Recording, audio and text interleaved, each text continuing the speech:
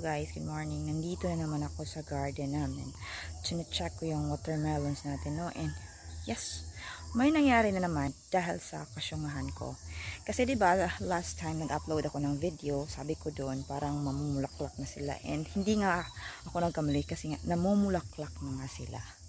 Oo, yung parang pinakita ko sa inyo na parang konting parang butil. Bulaklak na pala yun. Kaya naisip ko, medyo hindi pa mahaba yung mga vines nila. Bakit na mamulaklak na? Sakto, may naman sa bahay, fertilizer. Yung parang asin, baga. O, ganun. Sabi ko, sige nga, mag-melt ako nito sa water. So, ang ginawa ko, kumuha ko ng isang balding tubig, nilagyan ko ng fertilizer. So, yan, tinunaw ko dun. Tas, sakto naman kasi, medyo mainit dito sa amin.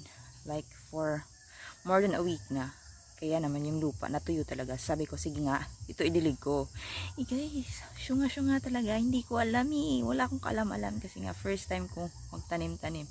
And experiment lang to. So, ang ginawa ko, dinilig ko siya directly doon sa puno.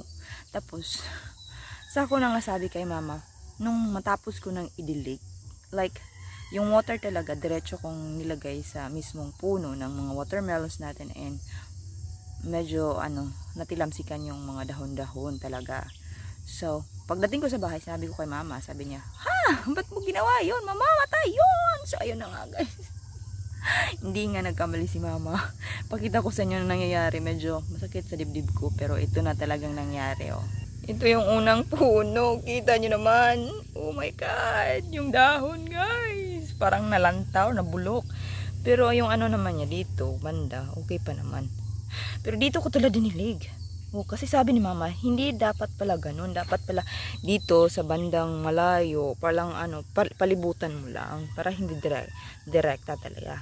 Kasi that way, kung sakaling umulan, dun magfo-flow. Dito magsisimula yung water flow pag umulan. So kaya ganyan. Ang ginawa ko ngayon, ginaganyan-ganyan ko. Talagang dinilig ko diretso or direkta talaga sa mga halaman. Kaya ayan. O, diba? Kitang-kita, ebidensya. Oo, kahapon lang yun Hindi pa 12 hours pa lang. Tapos ito na nangyari. So, tingin ko, hindi talaga ito magso-survive. Kita nyo naman, oh. Oo. So, yun na nga. Pagdating ko dito kanina, parang gusto ko talagang umiyak. Kaysa naman, guys. Ingat-ingatan ko. Araw-araw ko itong chine-check. Para, talaga. Tinitingnan ko kung wala yung mabao-bao dito, 'di ba? Tapos ito, medyo okay dito kasi dito ko lang binuhos yung tubig. Nangyari, yung plant pag ganyan sila naghiwalay. Hindi ko alam kung hindi ba ito maaapektuhan or like yes. Dito banda yung mga dahon niya parang nalanta. Hindi ko alam, sana naman maging okay to. Tas ito talaga, nakakalungkot. Kita nyo? O, diba? Parang wala na tong future, guys. O, diba?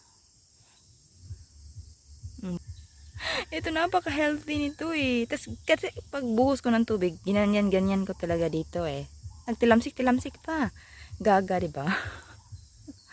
Oo. Kita nyo naman.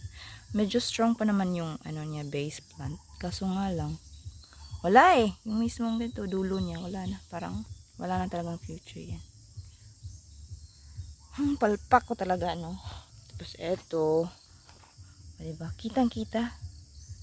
Kitang-kita talaga kung ano yung ginawa ko. Ay, nako.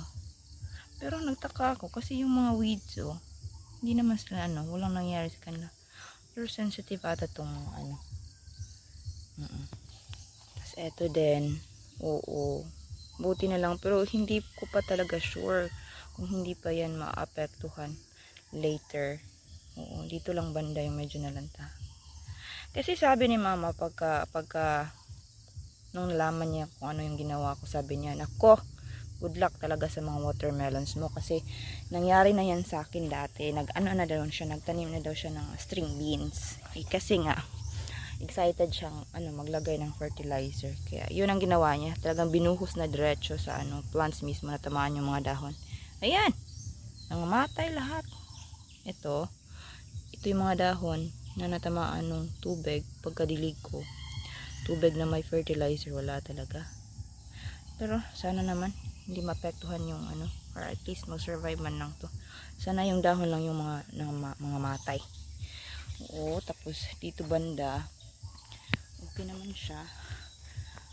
For now. Okay naman siya for now. Oo. Oh, tingnan nyo. Parang ano.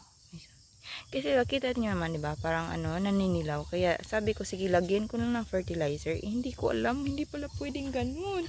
Tapos dito, oh. Ayan. Wala na.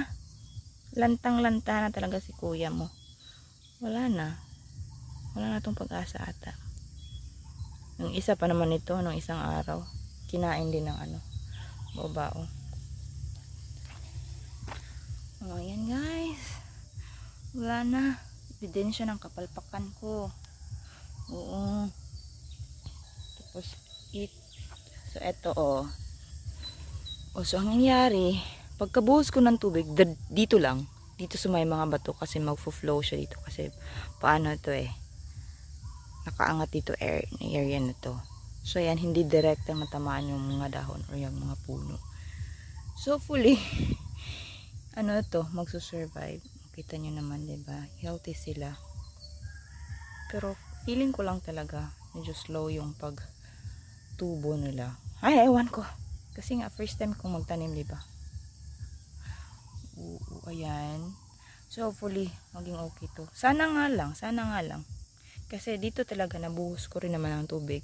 Baka ano, hindi talaga allowed na diretso. Pero, diba, sa mais, kasi pag naglalagay ng abono sa mais, dito lang naman ba, banda sa may gilid ng puno, hindi naman nalalanta yung mga mais. Ewan ko, baka sa watermelons or sa mga ganitong klaseng tanim, talaga medyo sensitive sila. So, punta tayo sa kabila. Eto. Uy. Ay, nako.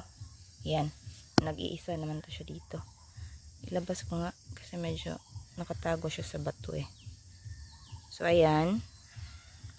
May mga ano part ng dahon na tamaan. Hindi ko alam yung medyo dito. Affected ba to? Ewan. Tapos ito. Yun na. Yun. Wala na. Mismong dulo ng plant mismo. Ayun na.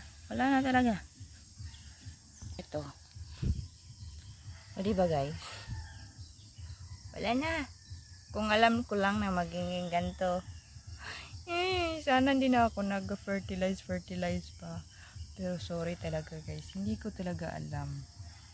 Oo. Na ganito palang mangyayari. Diba? Kasi pinakaingat-ingatan kong mga to. Hindi naman pala pwedeng ganito. Pero itong sili, nilagyan ko to kahapon eh. Okay pa naman. Ano nangyari? Ay, ako. Ano ba talaga? At alam nyo bang hindi lang yung watermelon ang nalagyan ko or nadiligan ko kahapon ng may fertilizer. Kasi may mga tira. May natira pa kahapon pagkatapos kong diligan yung watermelons. Ang ginawa ko, nagpunta ako dito sa mga tanim ko naman eh.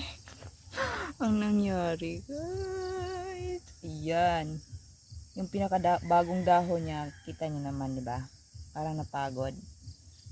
May nalanta dito na area. Hindi ko alam. Baka parang din yan. Mag-goodbye world din yan. O, ito. Nako! Tapos yan. Kitans. Yung iniingat-ingatan ko ang mga tanim. Ako lang din naman pala ang sisira. Dahil sa kasyungan ko, diba? So, ayan, lesson learned. Hindi pala dapat maglagay ng fertilizer like directly sa puno. Kasi, wala. Mag-goodbye sila. Tingnan lang natin kung yung mga watermelons natin, yung mga mani natin na medyo healthy pa naman yung dahon. Kahit nabuhusan ko yung mga puno nila. Tingnan natin kung magsusurvive. Sana naman. Oo, kahit ilang puno lang. Para at least man lang, diba? Yung tanim-tanim ko, yung experiment ko.